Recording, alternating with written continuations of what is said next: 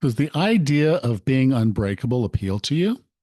On episode 709 of the 40 Plus Fitness podcast, we meet Dr. Vonda Wright and discuss her book, Unbreakable, A Woman's Guide to Aging with Power.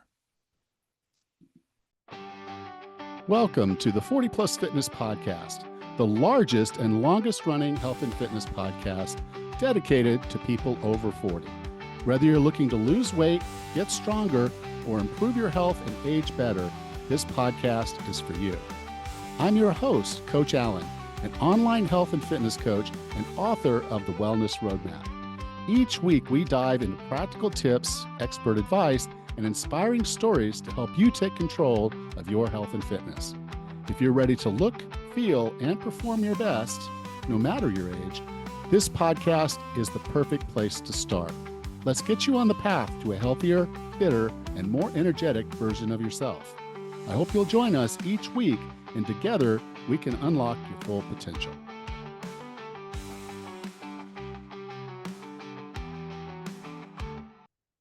Hello, and welcome to another episode of the 40 Plus Fitness Podcast. I'm really glad you're here. This is actually going to be a really good conversation. I think you're going to enjoy it. And guys, even though we said it's about women, of course, you know me, I'm going to try to balance it out so everybody gets something out of it. So stick around because you're going to learn a lot as well. I'm happy to announce that I am a featured speaker on the Crush Your Cravings Masterclass with Kathy Williams. My topic is the motivation mistake that's sabotaging your health and the simple fix. It launches next Tuesday. So go ahead now and go to 40plusfitness.com/Kathy. You can learn more and register for it. It's free. It's a free masterclass. She's got speakers, whole group of international speakers. It's going to be actually pretty cool. And it's absolutely free. My episode drops on Tuesday. So go ahead and get out there, get signed up, 40plusfitness.com/Kathy. That'll take you to the page where you can learn more and join today. Our guest today is an academic orthopedic surgeon and internationally recognized authority on active aging and mobility. She specializes in sports medicine and is one of the only few female orthopedic surgeons in the United States. She was recently appointed as the inaugural medical director of the UPMC Lemieux Sports Complex.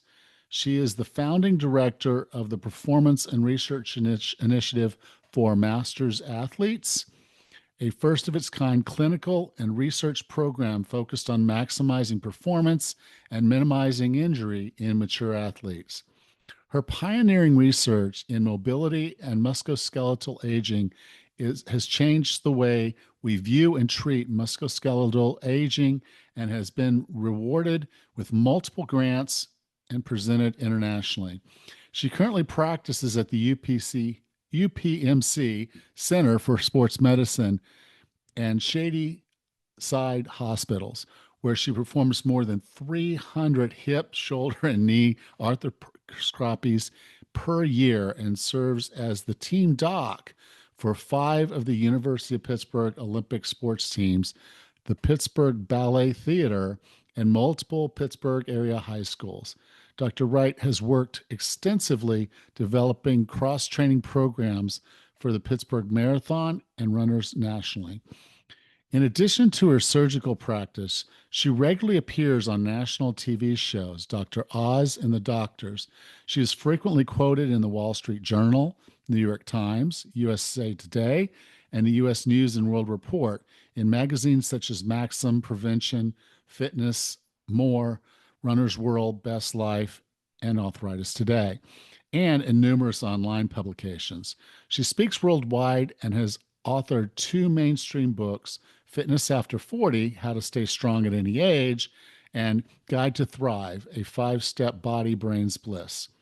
With no further ado, here's Dr. Vonda Wright. Dr. Wright, welcome to 40 Plus Fitness. How are you? I am doing really, really good. My wife, on the other hand, she's got some kind of flu. Oh, So I'm staying away. It's a good thing we own a bed and breakfast because we had a vacant room. Uh, that's where I'm living for the next day or two oh my goodness. until I get on a plane and head back to the States for some family stuff. But today we're here to talk about your new book. It's called Yeah. Unbreakable, Hmm. A Woman's Guide to Aging with Power. You wrote it for women, but I'm going to tell you right now 99.5% of it applies to men. Hmm. We don't get menopause, so you still want to read that part, guys, because there's a lot of good information in there. Yeah. But in a general sense, this is just how to get and stay strong, how to be, well, in your words, unbreakable. And you're right, it applies to both men and women because as an orthopedic sports surgeon, my entire career has been spent treating athletes and active people on with XX chromosomes and XY chromosomes, just wanting to live stronger. And I thought, however, in a world where most of the books addressing living longer were really, frankly, written by men and for men, I thought women could have a place where I have filled this with stories of women. I filled Yeah. this with stories of myself and applied the way estrogen in particular, which is not a male hormone, it's a hormone. I mean, it's not a female hormone. Men and women make a lot of it, frankly, but it's that's why we specifically No, designed no, it. no, I totally agree. This is the time and this is the place this that we, Mhm. we need this kind of stuff, That's right. because yeah, all the studies involved men up until just recently, Yeah. and usually young men in college that were willing to go do weird stuff for And be a paid dime. for and get some money for being Yeah. so serious. Listen, I know. Yeah. Exactly. So I can find 20 young men that'll do this one thing for 6 weeks. I've got my study and I can publish it. Yeah. And that's where most of the information we've always had about sports medicine Right. has always come from that. And there are some subtle differences with men and women, and how we approach these things, and what results we see. And so it is a different mindset. It is a different approach. You said something in the book, though, and this is why I'm saying it's for both of us. And you said this one thing, and I thought, okay, if everybody could just hear this one thing, this one Hmm. sentence, this would all kind of light it up for them. And what you said is the issue is not our aging, but our health as we age. Hmm. Well, I say things like that particularly because I think in this country, not in all countries or cultures, but in the United States, aging is viewed with suspicion or dread or fear when the reality is aging from the minute of our conception to the very last minute of our death is the most natural thing we do. It's nature's plan. What it is not predetermined is how we do that process. We will age. But when I say things like that, it's because both you and I know that we can have a profound impact on that process for ourselves by the choices we make because we are not destined to live out only what our DNA gives us. Well, and we all started back in the 60s, 70s, and 80s. We were going to just flame out. There was no living this long or doing this stuff. But then, boom, here we are in our 40s, 50s, and 60s. All of a sudden, like, wait a minute, damn it, now I am old and I got to deal with it. Uh, I um, don't even know what old means, Alan. well, well, okay, okay, old was the wrong word. Here we I'm here not we calling you out. I don't No, mean no, you all the no absolutely offense were right. It's wrong. We're intended. here. We are sick. That's right. Okay, here we Because are that can happen sick. at every age. You're so Yes, right about that. Hmm. and most of the stuff that we're sick of is the things that we did to ourselves. Yeah. Yeah. It's self inflicted. Hmm. And I think a lot of it is because we initially didn't think we might live this long, so we didn't really take that into account. But beyond that, and you talked about the six aging time bombs. I Yeah. don't think we know enough about our body and how it responds to our lifestyle, Hmm. and the reason it does is because these six aging time bombs were set in our way to create this opportunity for us to get sick as we get older. Well, you know what? I harvested the six time bombs of aging from the actually 13 hallmarks of aging, which have been published for some time now. And the reason I put them in this book is because the people I serve are smart and curious, and it's never going to be enough, either motivationally or from a curiosity standpoint, in my opinion, just to, without question, do what you or I tell them to do. So I spent an entire chapter and a lot of words talking about these six time bombs, the DNA changes that happen, and the inflammaging, and our little mitochondria and the dysfunction that comes upon them. And even this fascinating subject of senescence and how our gut microbiome changes and our stem cells change. I've chosen those six because I think they have some of the biggest impact. But what happens is those are byproducts of natural metabolism. However, we can influence, as you've now said, how they express themselves. Though it's not wrong that our mitochondria changes, but the degree to which is determined by our lifestyle. So I view these time bombs of aging not as death sentences, but as opportunities. Yeah, because they're all, as they're influenced negatively by lifestyle, they're also influenced That's right. positively That's by right. lifestyle. So by That's right. changing the lifestyle, you change the outcome of the formula. It's a, Mm. I like to look at DNA and the whole set of human body and just say it's a formula.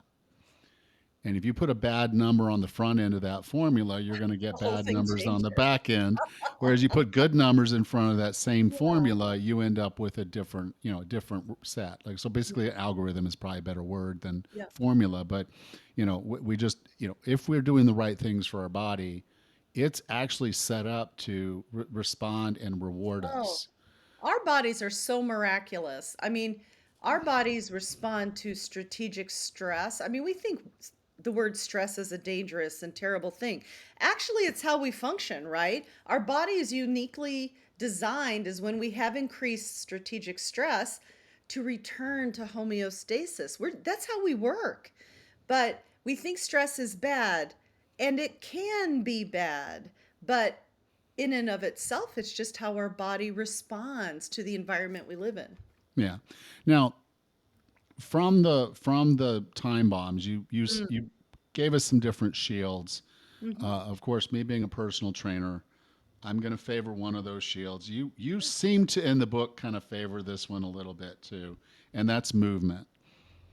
Why is Well, Alan, movement? I am an orthopedic surgeon after all, right? My primary expertise is the musculoskeletal system, and I've spent my entire career, as you have, with the understanding that by saving somebody's mobility, whether you train them, whether I fix them, when I save their mobility and make them walk again, I'm actually saving them from the ravages of chronic disease, and that's what motivates me. So of course, when I put forth what is a plan going to look like, it's not that I exclude sleep or stress management or smart nutrition, but mobility, my friend. In fact, I wish I had made up what I'm about to say to you, but I didn't. A professor at the University of Missouri and Columbia made this up at the very beginning of my career. He said, "We are dying of sedentary death syndrome with the 33 chronic diseases that are impacted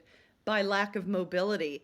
And I have said that thousands of times in my career because you're right. I favor that Yeah, primarily. I want to give them a definition. This was Yes, in the please. book Hmm. because the word mobility, a lot of people think and relate that to like flexibility Yeah, and being able to move through a range of motion with sure. power, which Yeah. is which is a definition for mobility. But you're using mobility in the pure sense of being able to move around. You know what? I started using the word mobility after my first book because, and you tell me if you find this, the minute I let the word exercise come out of my mouth, people glaze Yeah. over. They're thinking about the 35 reasons they cannot do it. And so I'm like, I have got to not put up a roadblock. But you're right. I don't mean mobility in the sense of just dynamic warm-ups and joint mobility. I'm using it as a category like Yeah. nutrition is. I've begun for the same reason begun using the word training.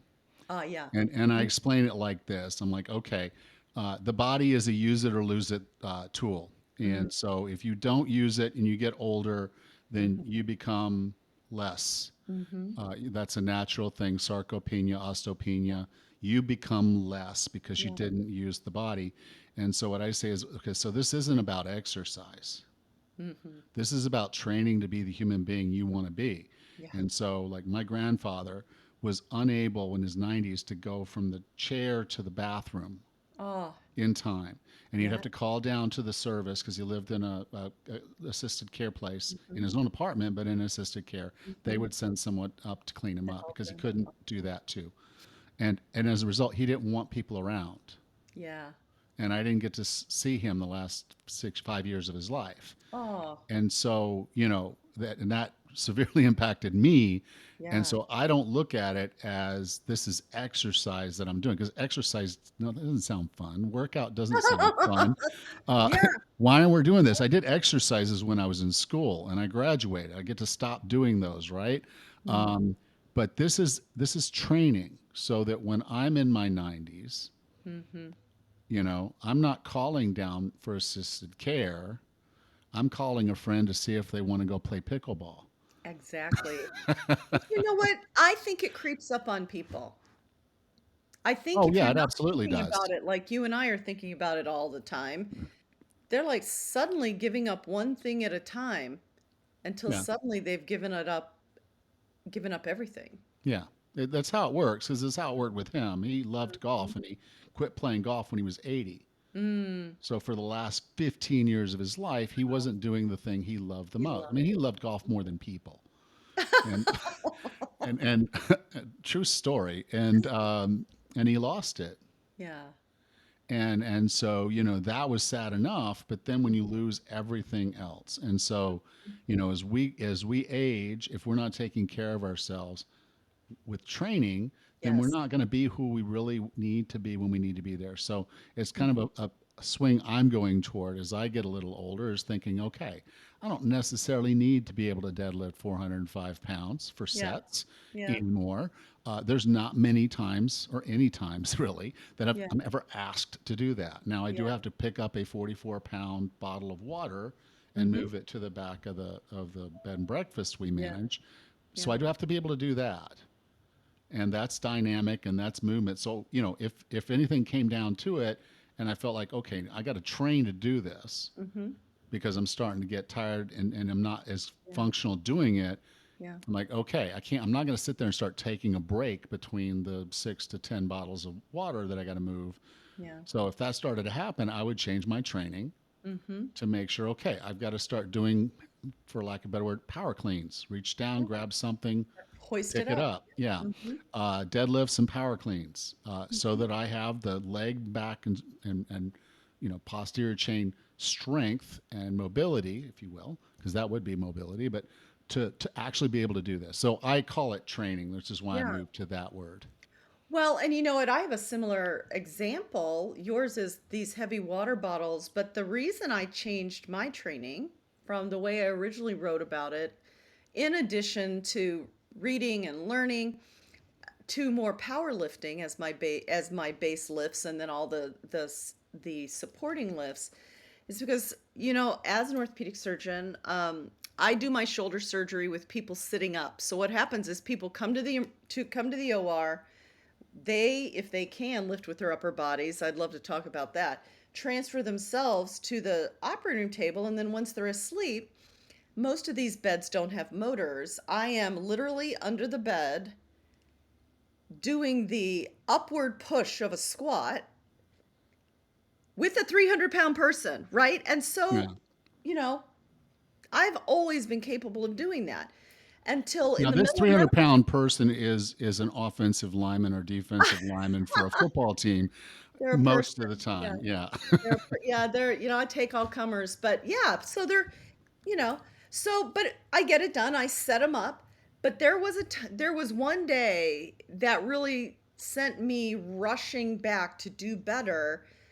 in early in my menopause, when because I've always prided myself, and this is just my ego, it's just my ego of not having to ask for help in the OR. I can if I want, but I could always lift patients. That day, I'm under the bed, and for the first time, I had trouble with the mechanics and getting up. And I thought, there is no way that I want to have no choice in this matter. Yeah. And that's when I really started changing how I train and training for strength and power. And so, that training and that pivoting what we're doing is my side of the story you just said, because you want to power clean forever. I want the choice to ask for help or not, Yeah. right? Yeah.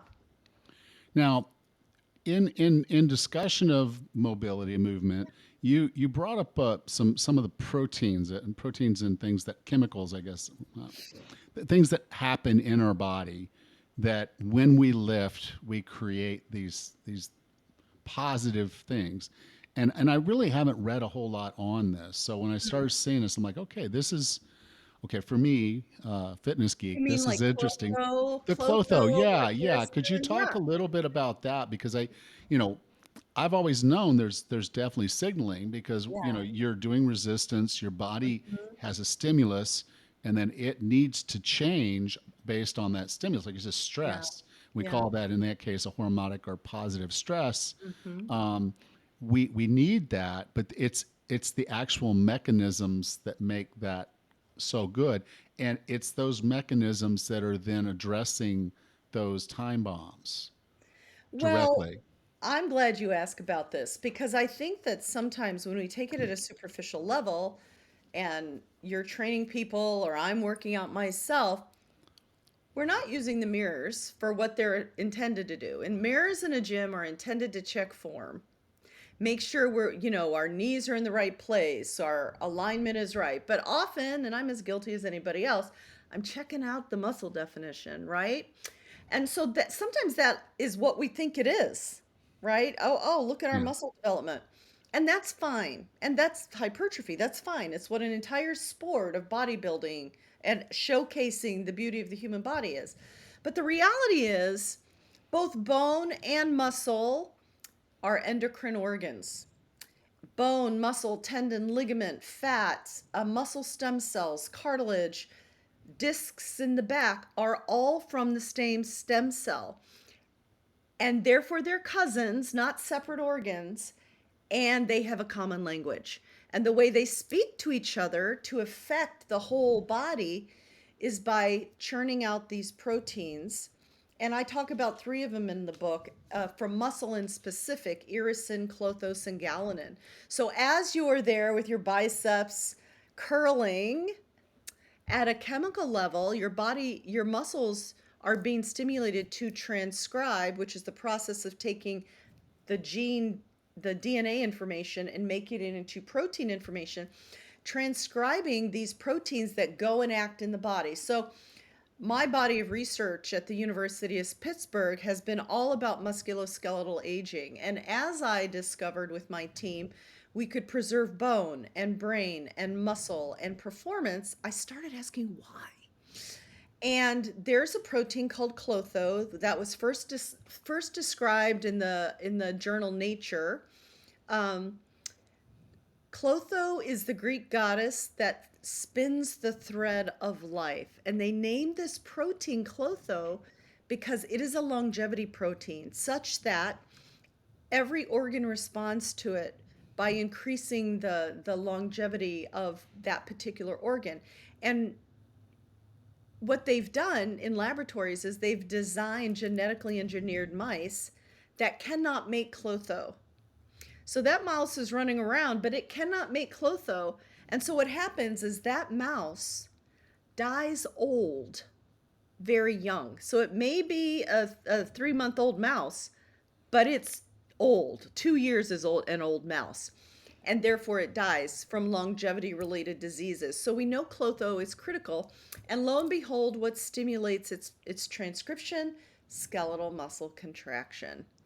Another example is galanin, which Again, contract your muscle, transcribe this protein. Galanin specifically goes to your brain and works in a part called the nucleus ceruleus. And I am not a brain scientist, but what we know is that this helps build our resilience. So, skeletal muscle contraction not only makes us feel like a badass, but helps our brain become more resilient to stress. Isn't that interesting? Well, it is. And then, when you actually think about the reasoning of if I'm going to design a perfect machine, Oh, that's yeah. that's Right? all a part of it because Mhm. okay, the lifting that what you're doing is stress. Yeah, good stress. So yeah, but it's still stress. So we say, okay, so if I'm also generating something that makes us more resilient to stress, Hmm. then I'm making that stress not the kind of stress that is, going to be Yeah. harmful. Harmful. It's Yep. it's not just creating cortisol, it's creating this protein, and this Hmm. protein is making you more resilient. That's right. And then Clotho is making all of your organs, including your muscles, live longer, better, and now you're in a position, if you're getting adequate protein and rest, to rebuild that muscle And it gives us and a do it whole different again. view on this. When people are training with you, it's not just about how they look, it's not about Yeah, progressive overload, it's about protein building, which is fascinating. it is. That's why that's why I wanted to talk That's what about you it. want to talk about it. Yeah. Yeah. Okay. Now, in the book, you had this acronym, and I Hmm. told you before we came online that I almost can't walk by an acronym without Okay. talking about it. And the acronym was FACE. And Yes. I think this is a great acronym for someone to actually understand what is necessary to train properly or to have, in Mhm. your case, proper mobility, because too Mhm. often I'm really good at aerobics, so I'm just doing aerobics. I'm really Mhm. good at yoga, so I'm just doing yoga. Mhm. Uh, and unfortunately, I mean, I understand why they say what they say, but it's not necessarily, in my mind, the best overall advice is find something you love and just do that. Um, if that's what you need to start, absolutely. But then, okay, it's time to put on your face. So Mhm. let's Oh, talk I about love the that. other. Put on your face. I'm going to start saying that. Sometimes I say face your future, but put on your face. Well, here's the thing. I, on a very basic level, because I have, 70% of people in the United States do no form of exercise or mobility any day of the week. They get up, Yeah. go in their car, and it's just the life we live. And I'm not judging them, but it's the reality. So for those people, I'll take anything. Yeah. I'll take it, right? But that is never going to serve us, as you and I both know, because if we only, I'll take one at a time. If we only do cardio and burn it out all the time, we're never going to build enough butt, core, and hip strength to have longevity, right? If we're just building a huge cardiovascular engine, if we only lift, well, we might grow some really big muscles, but I cannot tell you how many lifters I have who love big pecs but have the weakest upper backs I've ever seen. They have all this slumpy posture, their shoulders are constantly in pain because they don't take the time to then develop opposite sided muscles and joint mobility. So their shoulders no longer move through the full. And so then you beget injury, right? Yeah. So when I first came up with the FACE acronym, it's because I think, especially, and tell me your opinion, for people over 40, because listen, when you're 20, you can pretty well skate by with whatever you want to do until you have a traumatic injury, right? Until you run into something. But as we spend more time, I found that we need flexibility and joint mobility in a purposeful way. Aerobics, not just going out and gutting it all the time. I now prescribe base training and sprinting because of the population I serve, right? I serve 35 to 65-year-old people. So that's FAC, carry a load. I purposely don't call this only weightlifting because I think that if you're living in I think this water bottle thing you're doing is great exercise, right? Multiple 40-pound lifts over your head. You can lift a stump. I'm from a farm. That is hard Yeah. carrying a load. And then plus you can put plates on a bar. That's really good. And then E, we cannot forget this because you can be as strong as you want to be, but if you have no balance and foot speed, like we train our pro athletes, you're going to fall down and the fall can kill you. So, FACE is the acronym. It's just how I prescribe exercise, helping people not to forget any of the important parts. Yeah. And so then as you went into the book, you were going through each of them and kind of defining, okay, this is how you accomplish this, this is Yeah. the load, this is the number of Yeah. times you should probably be doing it, and Yeah. you put that together. I talk about weightlifting on this show all the time because Yeah. that's kind of, yeah, if I only did what I like doing, that's all I That's would what do. you would be doing. I know. I know. Okay. And it's sad, but that's the truth. So, but let's talk a little bit about aerobics. And you Mhm. proposed an 80-20, Yeah. and this is not the do it 80% of the time that you would want to do it. This is a way to break down the aerobics so that you're getting the most benefit out of the time that you're dedicating to do it. So, how does that work? So, you know what? I base this on, if you're ever in Orlando, you should come visit. I purposely placed my orthopedic office in a high performance center because I wanted all the bells and whistles for my patients. So it's like a pro gym plus a metabolic lab and all the toys we like to use in our industry. Well, I have the ability to measure lactate threshold, which is that part of your metabolism for people listening might not know, where you switch from fat metabolism for energy to carb because the demand increases. Well, the scientist who set up our lab is one of the Tour de France scientists, and so his delineation of different zones of cardiac is based on his research with the best endurance pro athletes in the world, arguably. And so, as I learned from him and started prescribing this way and understanding what happens at lower heart rate intensities and how amazing that is for metabolism and baseline cardiac, we recommend 3 hours a week, broken up in about 45-minute sessions. So 3 or 4 of them a week of lower heart rate. And so you can get at that by having your lactate threshold measured by riding a bike, and then we prick your finger every 4 minutes, or running or walking. Or you can do the simple estimation of 181 minus your age to give you what is the estimated heart rate range for this base training. That's great. It's a brisk walk, basically, Yeah. for many people. Now, as you get in more shape, the effort it takes to get your heart rate, my goal is about 128 to 135. As I've gotten in better shape, I've got to do more. Right now, to get my heart there and keep it there, I need my incline to be 4.5, and I need my speed to be 4. And I'm sure as I get in better shape, I'll have to put forth more effort. But that's not enough. I want people twice a week after they've really warmed up with base training to sprint. Now, I do air quotes with sprinting because I am not talking about sprinting on a track like Sha'Carri Richardson or Usain Bolt. I am talking about working out at the highest heart rate you can get your heart. Whatever the mechanism, you can lift fast and heavy and have your heart pounding out of your chest. You can do alpine, you can do rowing, you can do biking. Anything matters as long as you are to the place where your heart rate is maximal. So for me, on my little example of zone 2 is 4.5 and 4, when I'm ready to sprint, I punch it up to 11, and I'm pretty short, so all I'm trying to do is not fly off the back of this treadmill for 30 seconds. It's not forever. Oh, I'm so sorry. It's not forever. Because what happens when you sprint, it is such good stress. Your body increases its mitochondrial flexibility.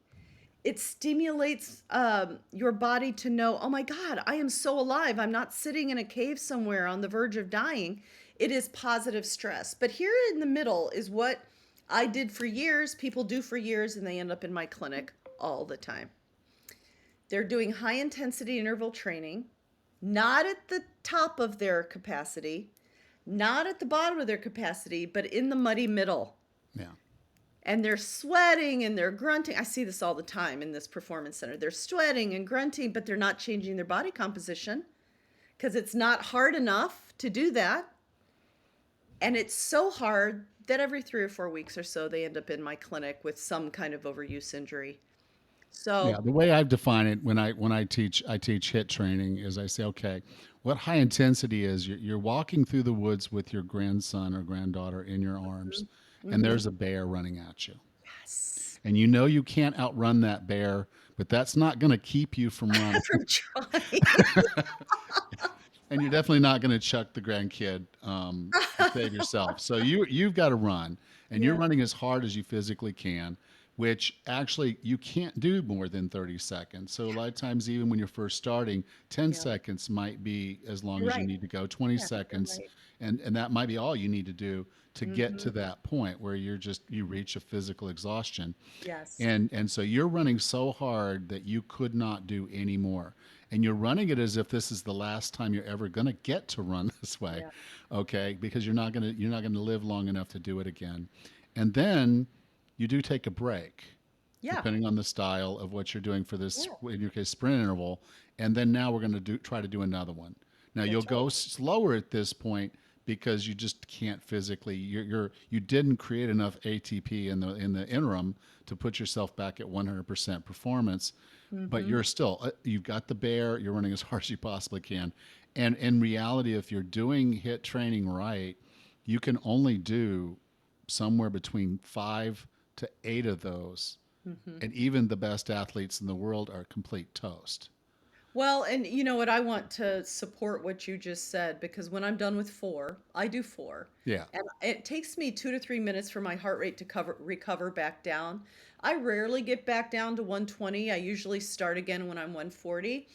But to your point, uh, the last one, maybe the third one, fourth one, I'm looking at the clock the whole time. I'm Mhm. like, oh my God, I've got 6 more seconds of this. I can't wait to grab the handlebars because I'm just trying not to Yeah. fly off the back.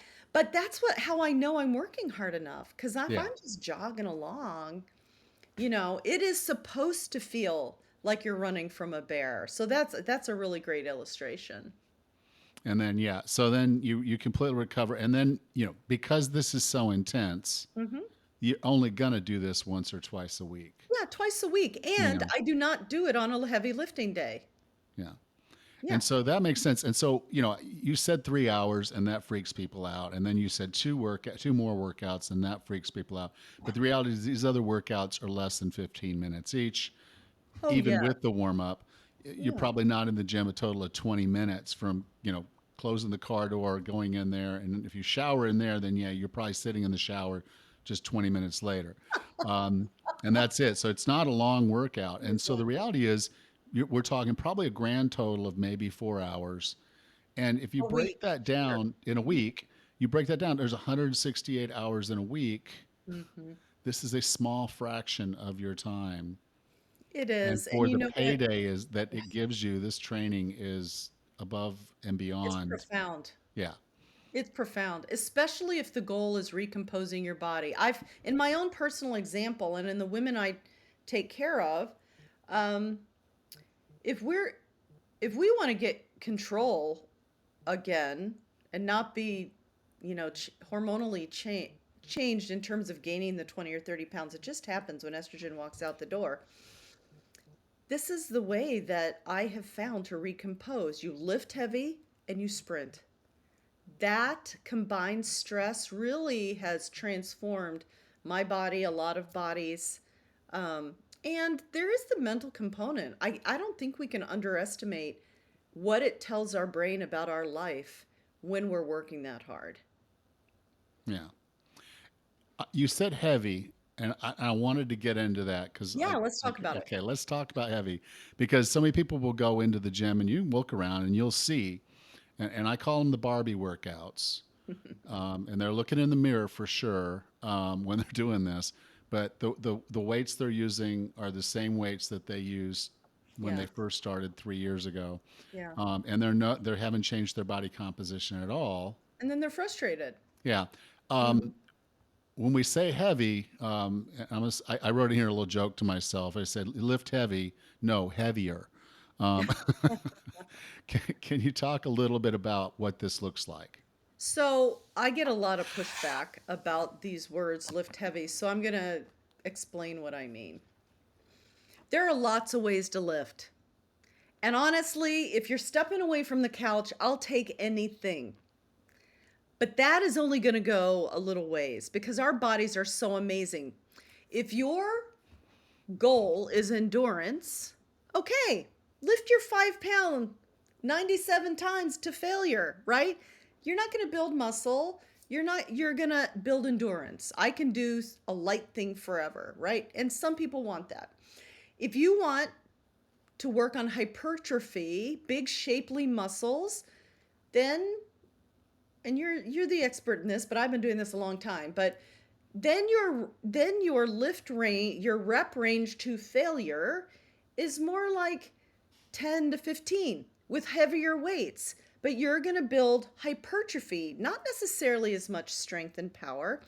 But I am focusing people and myself on the goal of strength and power. We will build nice looking muscles, but that's not my primary goal. My goal is that you don't die when you fall down or that you don't fall down at all. So, how do we do that?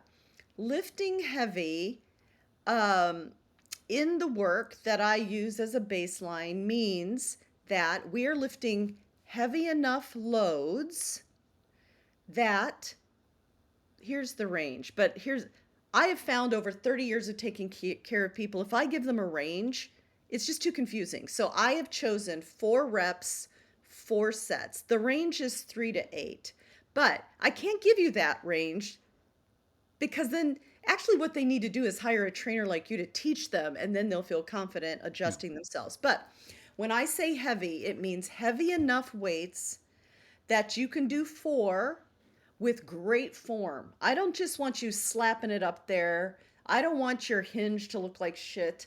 I want you to have great form, which takes some training. At the end of 4, you may be able to do 1 more, but you're not doing 2 more to failure. You're reaching failure because that is enough positive stimulus to recruit enough neuromuscular pathways to then recruit enough muscle fiber bundles that you're going to be stronger. And then when you get really advanced, and I want to talk all about how long this could potentially take off the couch. Really advanced, let's add some speed in there. Let's go down slow and explode up. For instance, now that's kind of advanced lifting, and I prefer to do that when I'm in the presence of my strength conditioning coach, right? And it may take someone stepping away from the couch for the first time who starts with body weight or starts with really low weights. It may take you 6, 9, 12 months to feel comfortable stepping under a bar and putting plates on it. But I have seen everybody do this. Age is not an impairment. Um, Experience takes time. So learn to lift, work your way up. But even really people with so many birthday candles you think you're going to burn down your kitchen can learn to do this. Yeah. So what typically happens when you start lifting is there's a period of time when your brain is learning to talk to the muscle fibers. Mm-hmm. So you're saying, okay, I want to curl this dumbbell. And Mm-hmm. that means your bicep has to contract. And so your brain starts contracting one muscle fiber, two muscle fibers, and Mm-hmm. until it does enough that it then moves that dumbbell. Okay. Yeah. And it's generally lightweight, and now you're able to do it. And you're sore because you haven't fired those muscles that way in ever.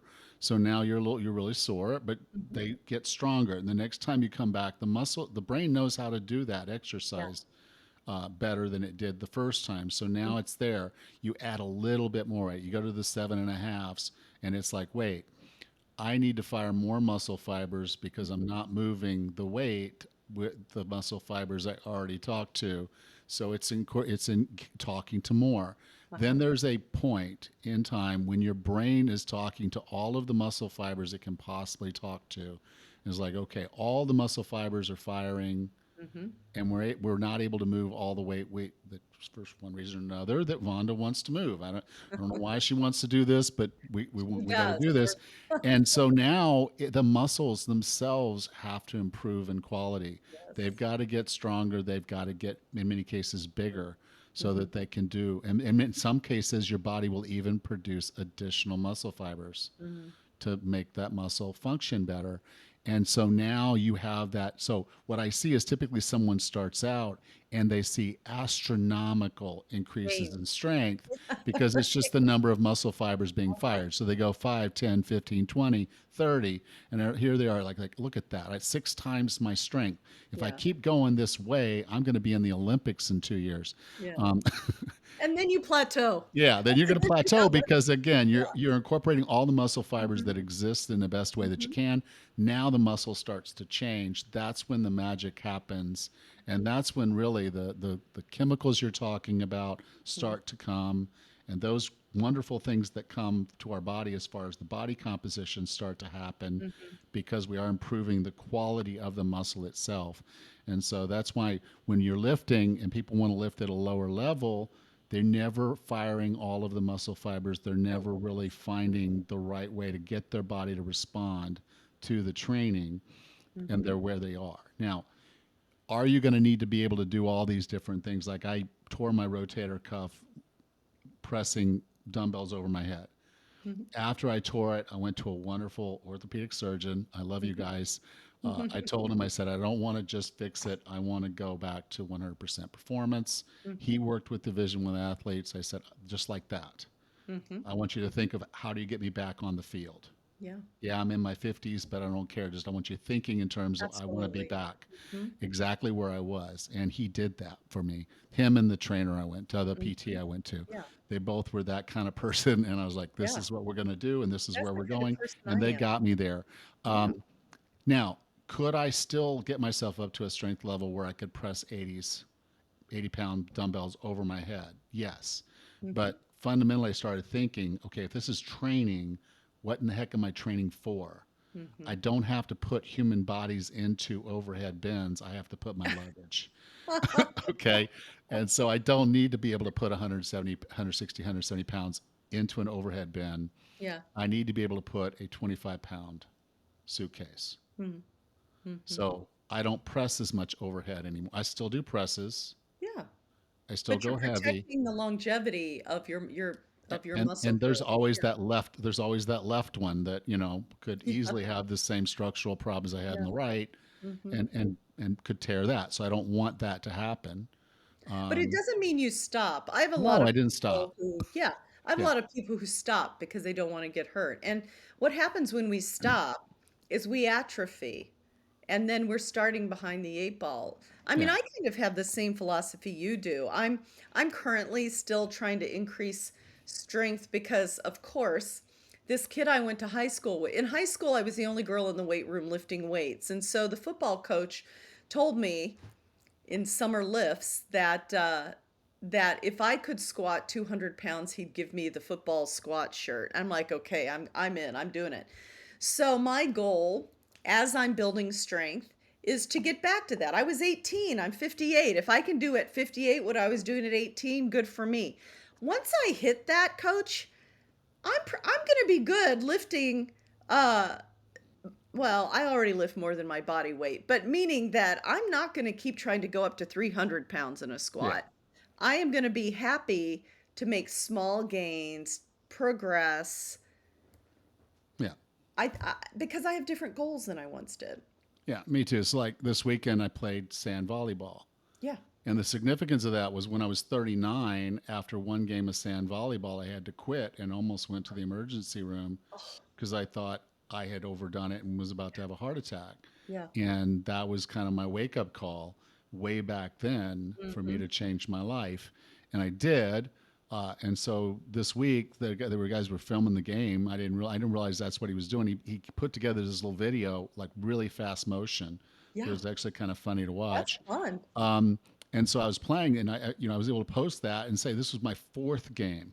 Yeah. Oh, Okay, this is the fourth game I was playing, and I played a fifth one after. And yeah. so I'm now 59, not 39. So 20 years later, I'm an You're entirely doing different better. person because of my training, Yeah. because of my nutrition, because of the things I do to manage stress and Yeah. sleep. Yeah. I've changed my body, and my body is rewarding me by allowing me to do the things I love. Don't you love that though? Doesn't it make you feel like, It's the I mean, best there's gift. nothing I mean, more I can't rewarding. even imagine a better gift than a human Yeah. body that Yeah. I get to live in every day. Dr. Wright, good afternoon. So, doctor, I define wellness as being the healthiest, fittest, and happiest you can be. What are three Oh, strategies or tactics to get and stay well?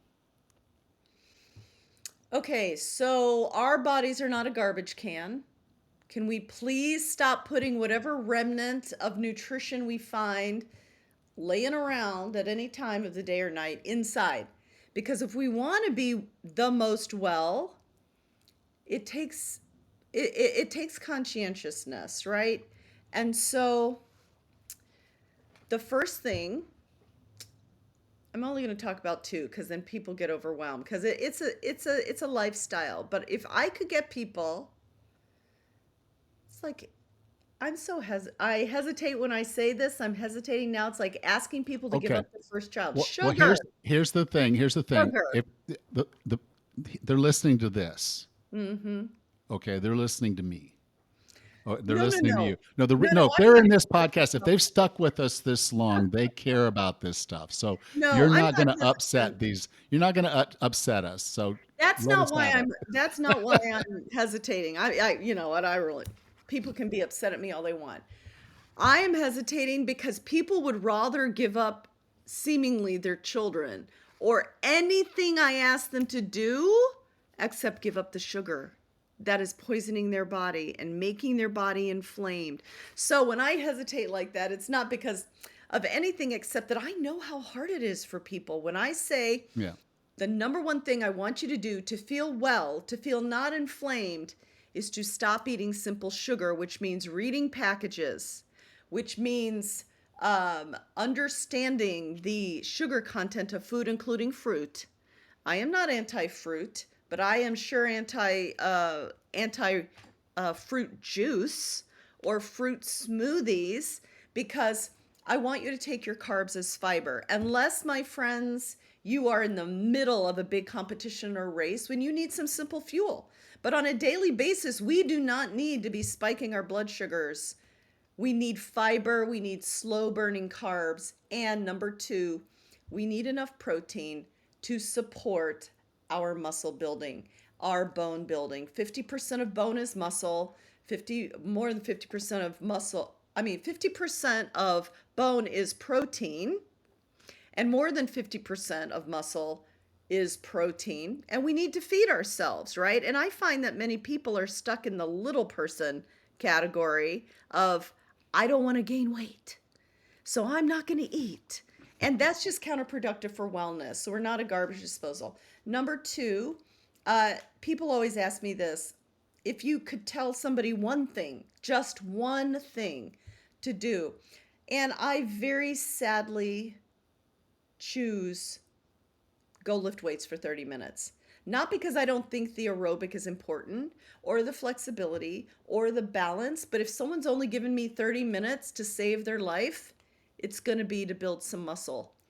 And then the third thing, I don't think you can underestimate, especially in midlife and beyond, the importance of sleep. Because none of this is going to happen if you are exhausted all the time because you have not slept. And so the most important thing that research shows and that I've found that affects energy levels during the day is consistent go to bed time and get up time. So for us, that's starting to go to bed at 9, asleep by 9:30, up at 5, no matter if it's Saturday or Sunday, because that sets our circadian rhythm and sets our whole body in motion. So those are the three things if I had to choose for overall wellness. Excellent. I want to thank you for being on the podcast. Yeah. If someone wanted to learn more about Hmm. you and about your book, Yeah. Unbreakable, where Hmm. would you like for me to send them?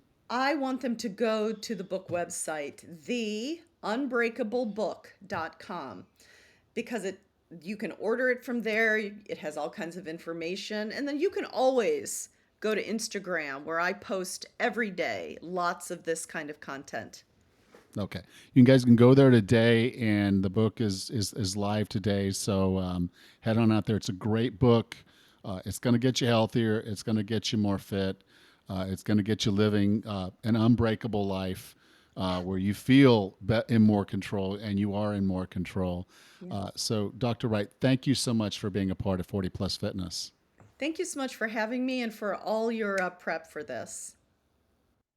If you enjoyed today's show, take a moment to subscribe so you don't miss the next one. And if you would, please leave us a rating and review on your podcast player of choice.